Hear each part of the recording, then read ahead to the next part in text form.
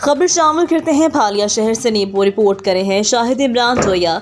Inspector general of police Punjab Faisal Shahkar के vision के मुताबिक थाना भालिया में खुली कचहरी का सिलसिला जारी। डिस्ट्रिक्ट पुलिस ऑफिसर नई मजीद सिंधु की थाना भालिया में खुली कचहरी अवामी मसाइल सुनी और मौका पर उनके हल के अहकाम जारी किए।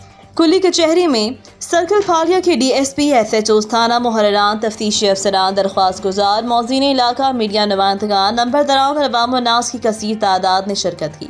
DPO नई मजीद सिंधु ने खिताब करते हुए कहा, खुली कचहरी के इनेकाद का बुनियादी मकसद पुलिस और अवाम के माबैन फासलों को ख़त्म करना है।